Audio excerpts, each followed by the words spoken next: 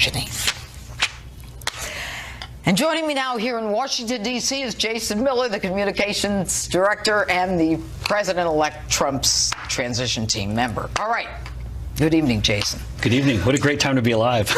Indeed, indeed. Fantastic Now, one. we understand that the decision is coming soon as to who will be the President-elect's chief of staff. And we're hearing that Reince Priebus, who's the head of the RNC, as well as Steve Bannon, the campaign CEO, and the CEO of Breitbart are in the running. What can you tell us? Well, in a perfect dodge, I will go right to the fact that we know whoever the President-elect is going to pick, it will be somebody very good. He has excellent judgment. He surrounds himself with the best people. He knows what the task is at hand, that we need to go forward and implement these campaign promises with repealing and replacing Obamacare, securing our border, and whoever he puts in those top leadership positions will be top-notch people who are ready to lead this country forward. Now, if it's one or the other, if it's Reince or if it's Steve Bannon, do you think that both of them will end up being in the administration?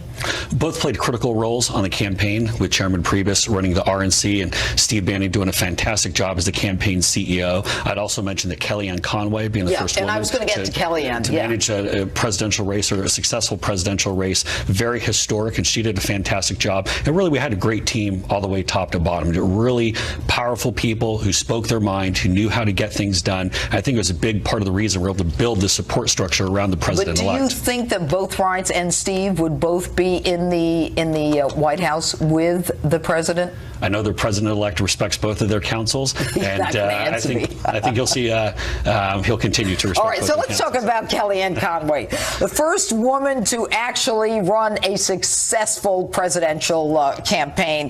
I mean, the woman had like a Midas touch. She was able to go in there from the summer going forward, and she had a tough job. I mean, she had to communicate. She had to make sure that the president-elect stayed on message, and she did a terrific job. Where is she going to be in this administration? And will she be with the president-elect?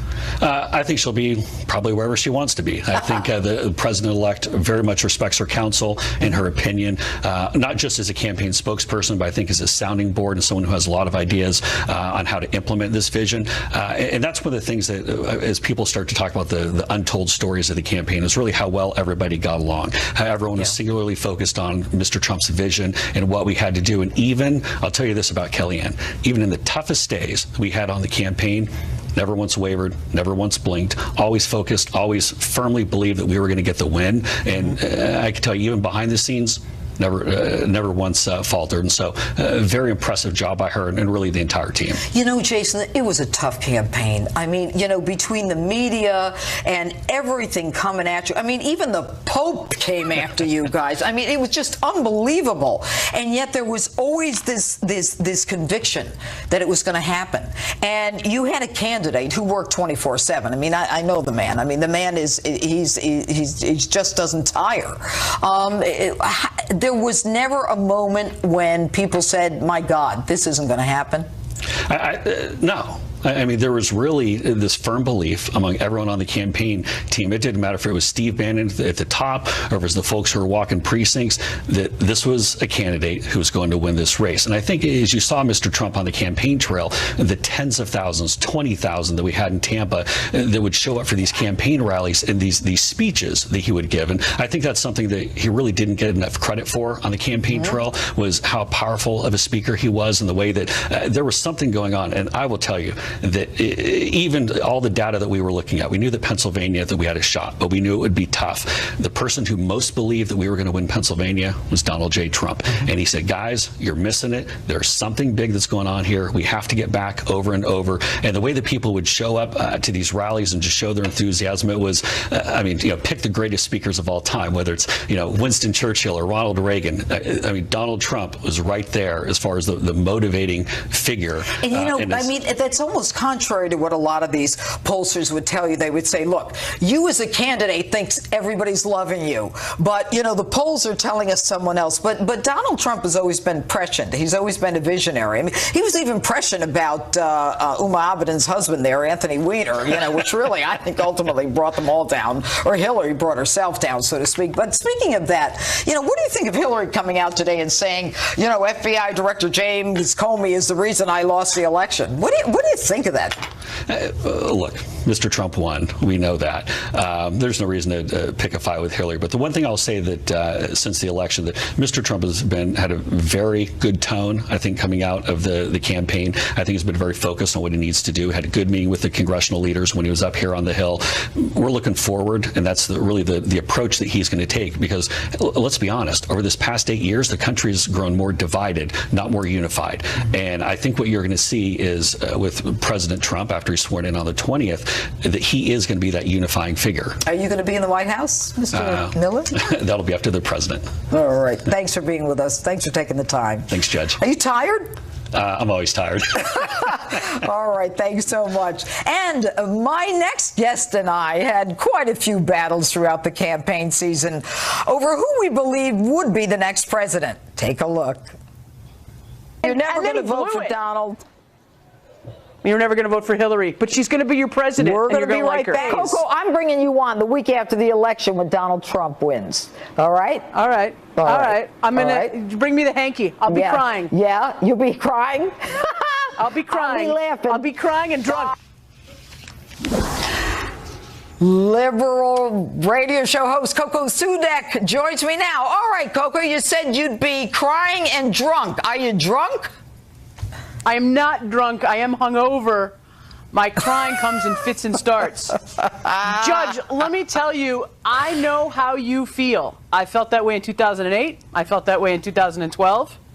And I felt the way I feel today in 2004. And I do not want to rain on your parade. I want you to celebrate in this feeling because I know it feels good. Oh, that's very nice of you, Coco. And you know what? I'm not going to rain on your tears either.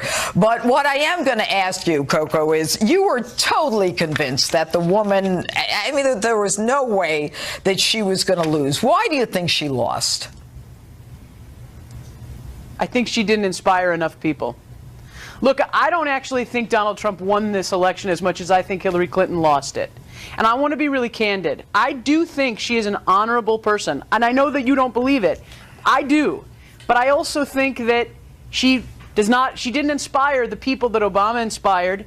I think her campaign had a very, very bad strategy. I think she was very short-sighted. And I will tell you that I think my party, Coco? Tell me what the strategy was. Hang on. I got to say this. I think that my party, the Democratic Party, has failed in its mission over the last 25 years to be the party of the common man, to be the party that really stands up for the working man.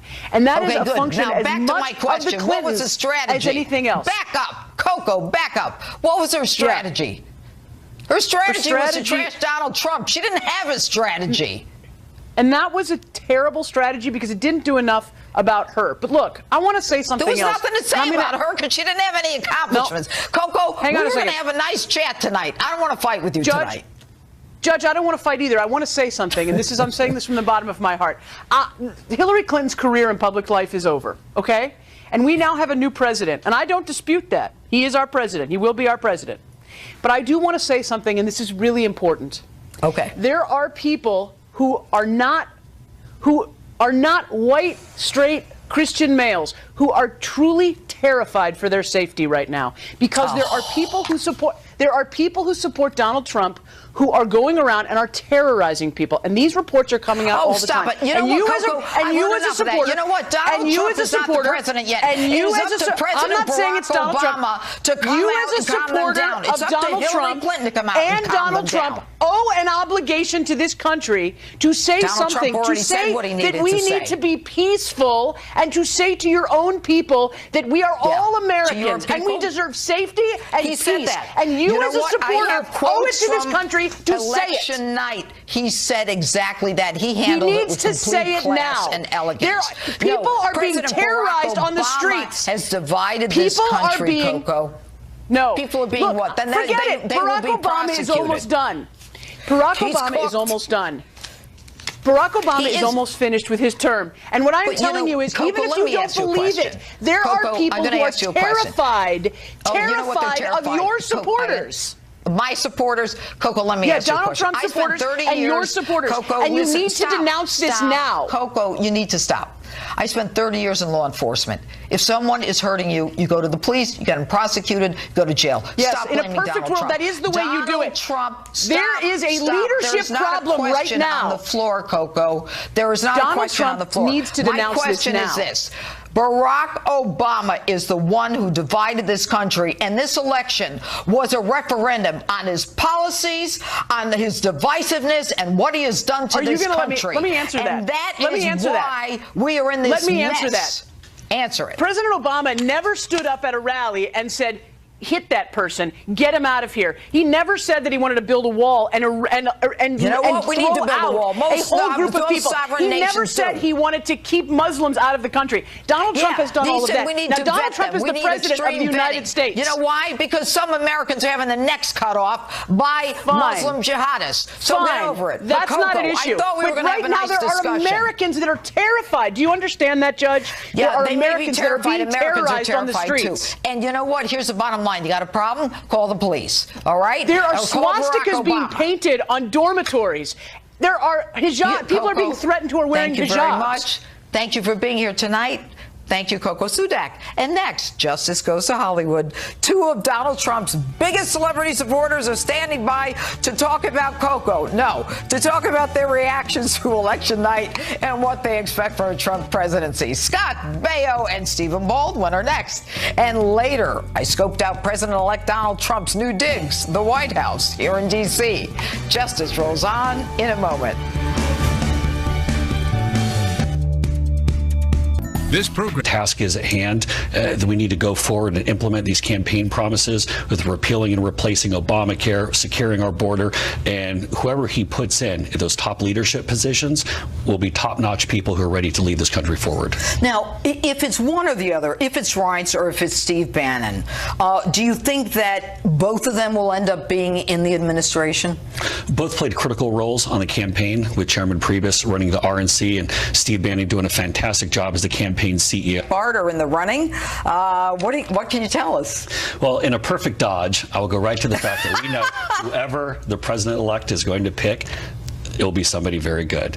He has excellent judgment. He surrounds himself with the best people. He knows what the Indeed. Now, we understand that the decision is coming soon as to who will be the president-elect's chief of staff. And we're hearing that Reince Priebus, who's the head of the RNC, as well as Steve Bannon, the campaign CEO and the CEO of Bright Jeanine. And joining me now here in Washington, D.C. is Jason Miller, the communications director and the president-elect Trump's transition team member. All right. Good evening, Jason. Good evening. What a great time to be alive.